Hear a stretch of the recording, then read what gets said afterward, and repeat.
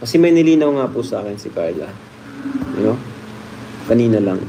Makinig po kayo guys. Sa mga nangbabash dyan kay Carla. Guys, sa mga may mga haka-haka about kay Carla, may mga speculation. Ito po yun. Chat siya sa akin kanina, actually. So, itong sabi niya, Kuya Rab, good evening po. Gusto ko lang pong humingi ng pasensya sa inyo if sa tingin niyo po na hindi ako masyadong active at responsible sa pag-vlog. Kasi super busy na po. Nape-pressure po ako sa pag-aaral.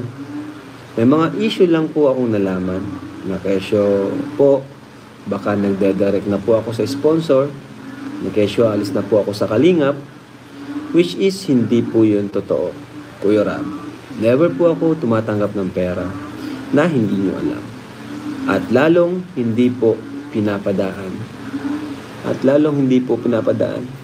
Ayun na hindi nyo po alam at lalong hindi po pinapadaan sa inyo.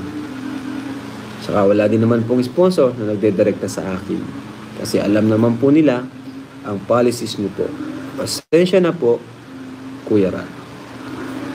So, yun yung nilinaw sa atin ni Carla. No? Po, congrats kay Maestro 21 TV. Congrats! Siya pong pinanghalpon na Best Reactor ngayong buwan po ng January 2024.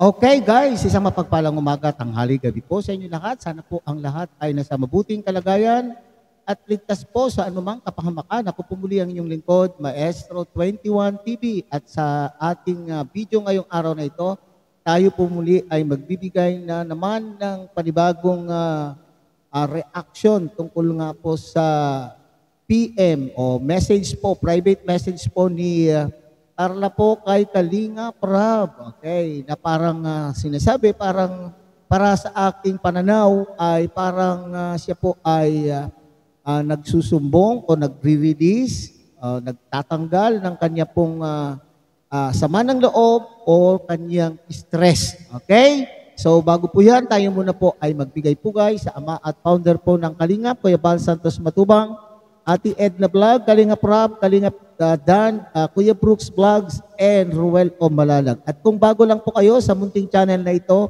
sana po ay inyo rin pong tangkilikin sa pamamagitan po ng pag-like, share, and subscribe. At tuloy pindutin na rin po ang notification bell. At nang sa ganon, ay updated po kayo sa ating mga reaction videos na gagawin sa susunod pa pong mga araw.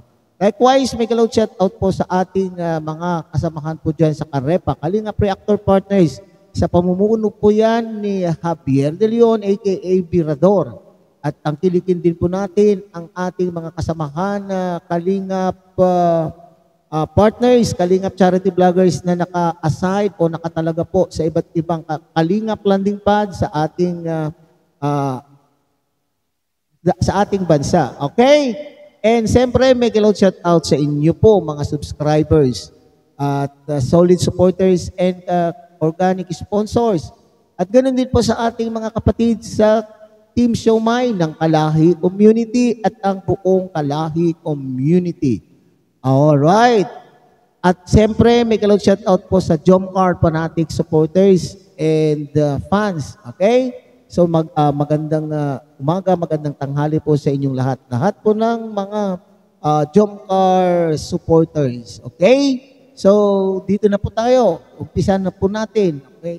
Sabi ko kanina, ang PM or message po ni Carla kay Kalinga Prab ay parang sinasabi ko ay ang sa aking pagkaunawa, sa aking pagtanggap ay siya po ay sumobra na po siguro ang kanyang nararamdaman. So, kinakailangan po niyang i-release ang kanya pong nararamdaman at ito nga po ay si Kalinga Prab po ang kanya pong napagsumbungan.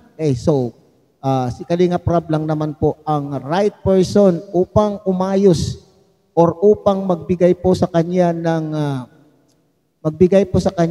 payo. Okay? So sa mga nagdaang araw mga kalingap ay alam po natin nasa limelight.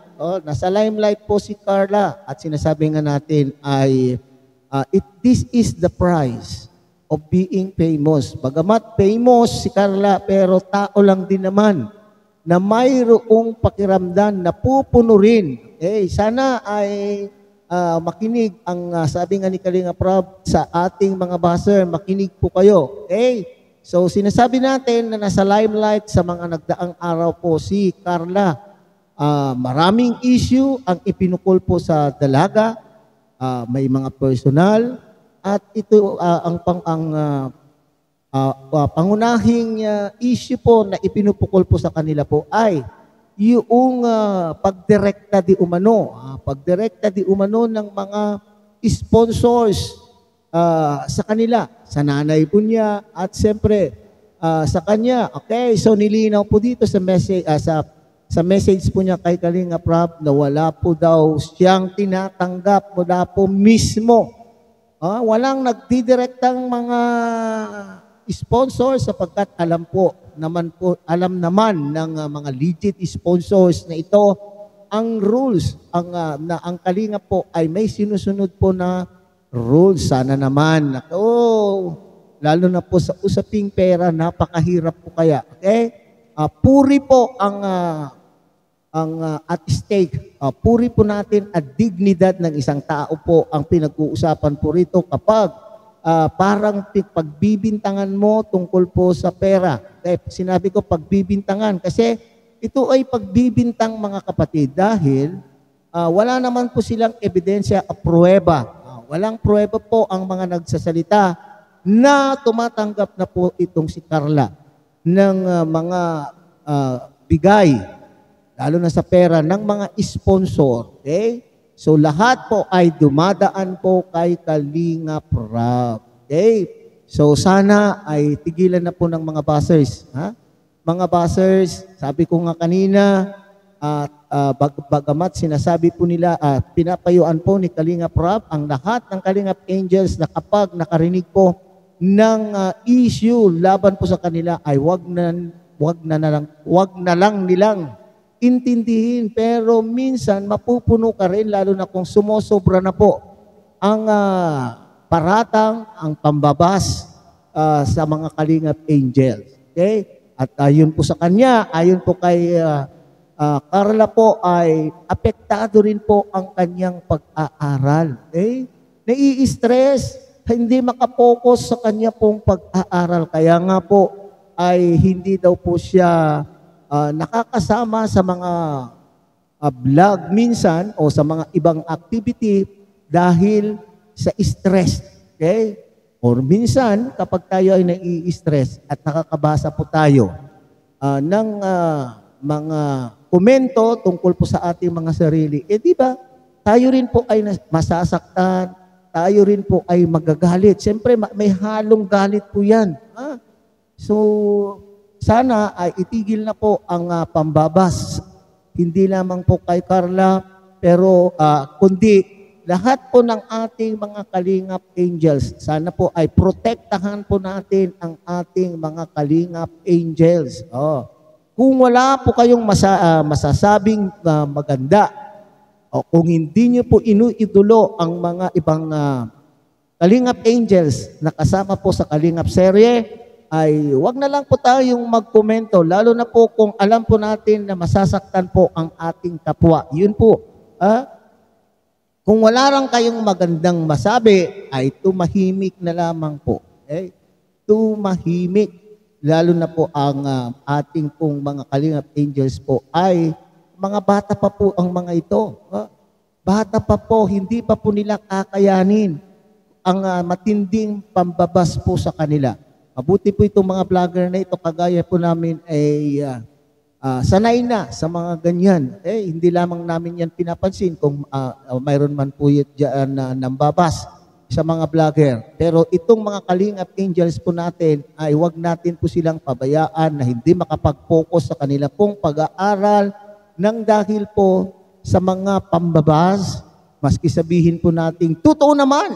Di ba ganyan din po yung katwiran po ng ating mga baser na ang kanila pong komento ay base sa kanila pong naoobserbahan or ang paniwala po nila ay totoo ang kanila pong sinasabi. Pero hindi po nila alam na sila po ay nakakapanakit ng kanila pong kapwa. So sana ay tultukan na po ang pambabas. Hindi lamang po kay Carla, kundi ang ating pong mga Kalingap Angels. Okay, so hanggang dito na lamang po tayo mga Kalingap. Muli ay tangkilikin po natin Kuya Val Santos Matubang, Ate Edna Vlog, Kalingap Rap, Kalingap Dan, Kuya Brooks Vlogs, and Ruel of Malalag. At siyempre, pakidamay na rin po ang munting channel na ito sa pamamagitan po ng pag-like, share, and subscribe.